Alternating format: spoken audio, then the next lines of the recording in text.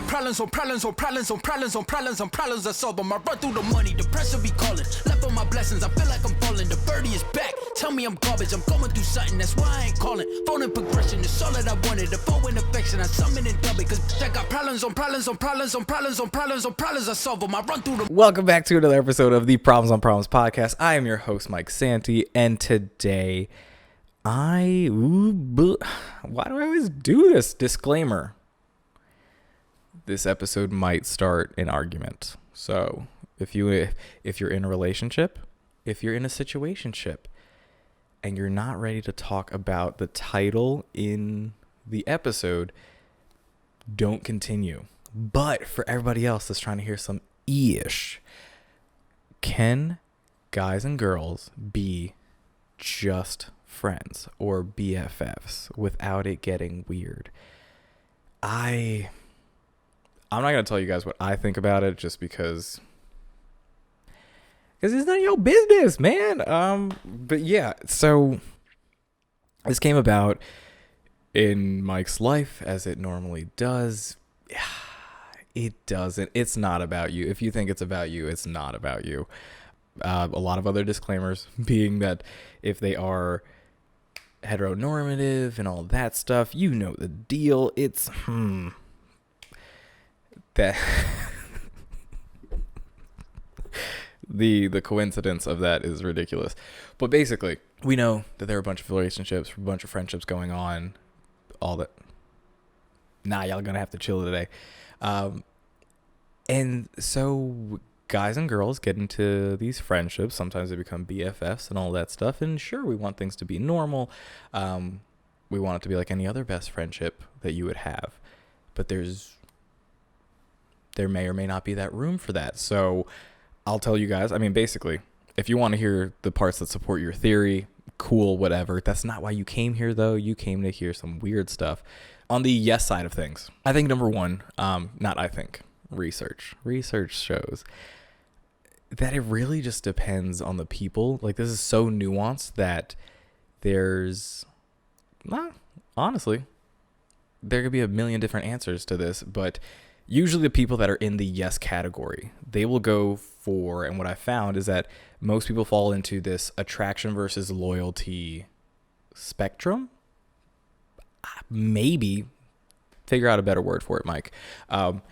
In the sense that you should be attracted to your friends. There's a reason why you chose them. There's a reason why something about them attracted you to that person so that you guys are now friends. It doesn't have to be sexual. It doesn't have to be romantic. It doesn't even have to be physical. You could be attracted to their personality. You could be attracted to, that's really about it. You could be attracted to whatever, but the yes category of people that say guys and girls can be just friends without it getting weird will tell you that although you are attracted to people, number one, if you're in a relationship, you might want to talk about that with your significant other, because of course you're going to be attracted to people in the course of your life. To think that you're only attracted to one person would be saying, by default, I am only attracted to you, so I wasn't going to ever be attracted to anybody else, and I'm in this relationship because you're the only person I find attractive. Whereas I think it's a little bit more, we'll just say Mike selfishly likes the idea that this individual could like or be attracted to multiple people over the course of their life, and yet they choose to be with you, me, whatever. You get the case.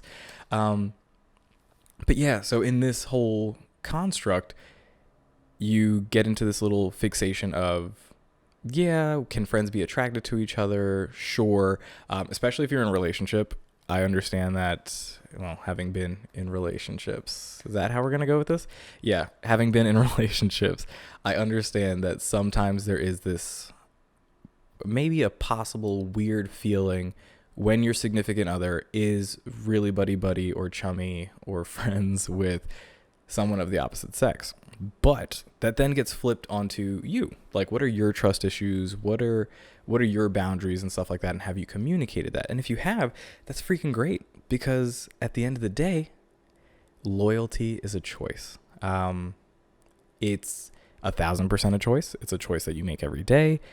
And for some people, you need to understand that you can be friends with someone of the opposite sex and it not be weird and it not turn into this thing, because number one, you can be loyal to your significant other. If you're single, you can be loyal to yourself and say, hey, I respect and love this person in a platonic way that I don't want to cross that line, and you can control that. A lot of people like to talk about maturity when it comes to this answer of yes, can they be friends? Oh my God. They want to talk about maturity in the sense that if you are mature enough, quote unquote, mature enough, there should be no issue or reason as to why you can't be friends with someone of the opposite sex. Your maturity would then dictate that you set proper boundaries with these people, that you communicate with these people, and that you're transparent with these people all the time so that nothing gets weird, nothing gets awkward, and quote unquote, I'm saying that way too much this episode, but nothing escalates. I found at least that a lot of single people, correct me if I'm wrong, because I'd love to start this conversation. A lot of single people usually side on this side. They usually side on the fact that yes, guys and girls can be friends with each other and it not get weird. Now, for my no people, let's fuck up the friendship. How do I tell you this?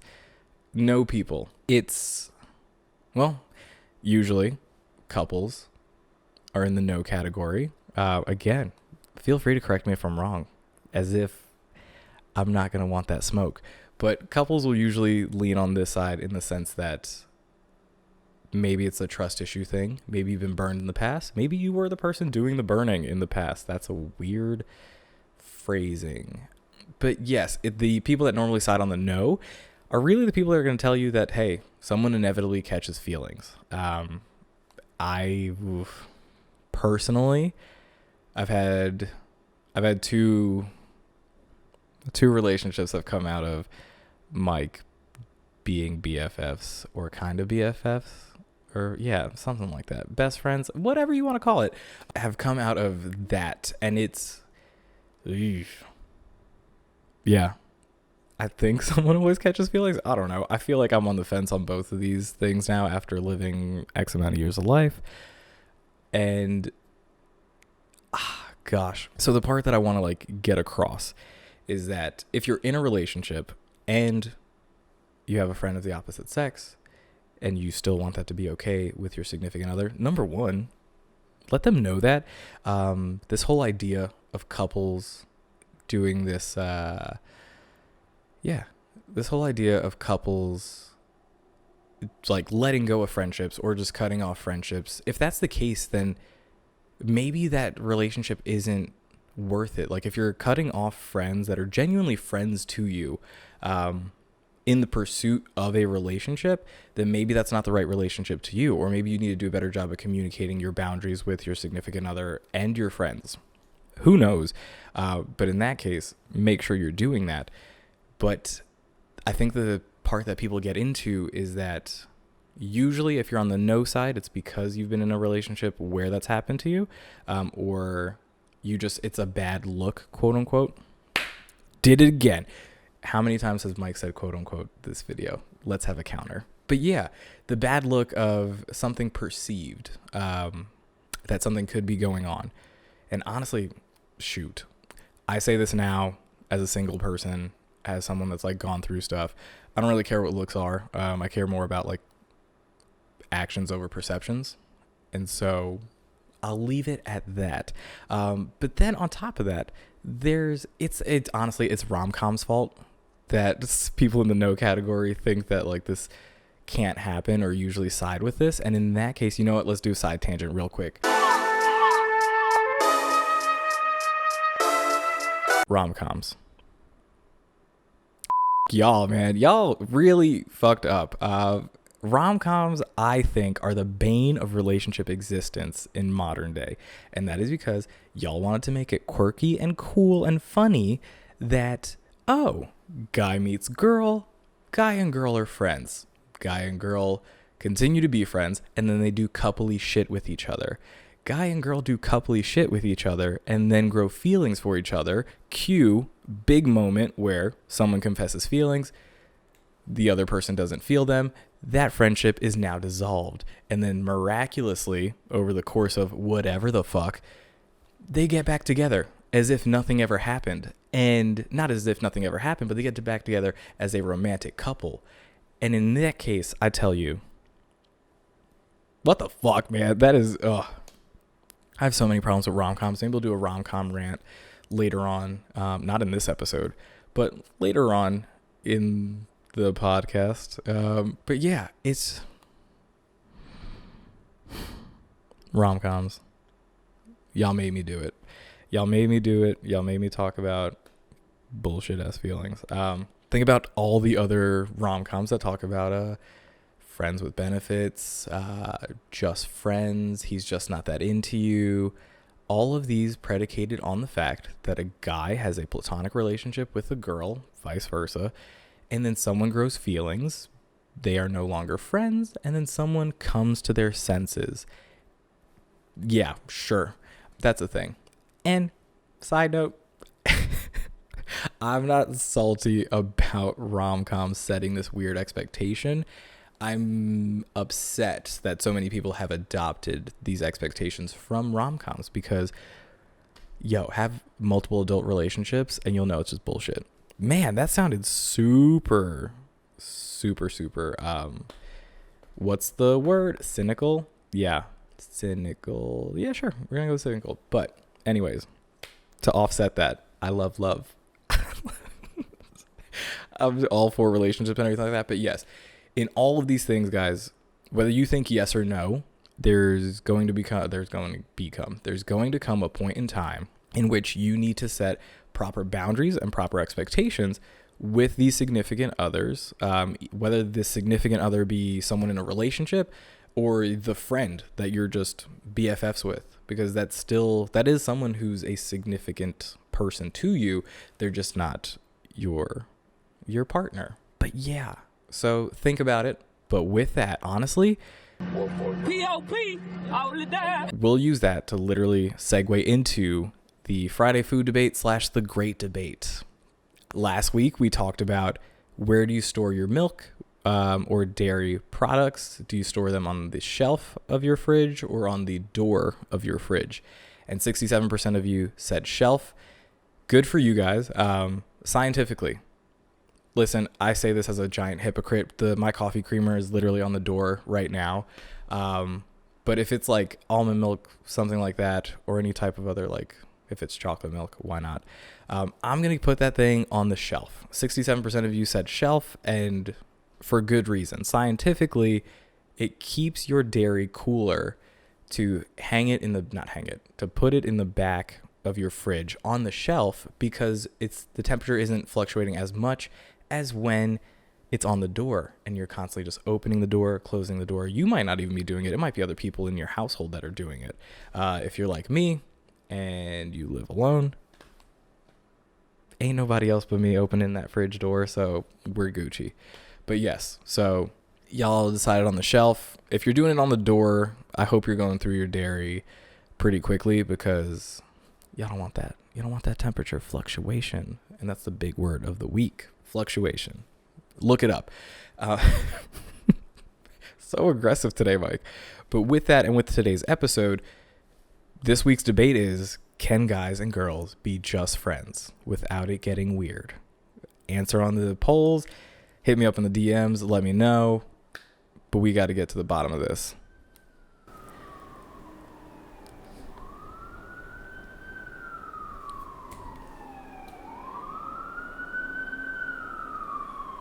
Lord have mercy, that's a long siren. Okay. So, nope, they're still going. I think we're good now. I think we're really good. Okay, so Friday follows. This week's kind of cool because, number one, we're going to shout out Queen City Nerve. That is Charlotte's alternative news outlet. They will give you a different spin on what's been going on. They'll also highlight stories that some mainstream news outlets in Charlotte's don't touch. So follow them at Queen City Nerve, visit their site.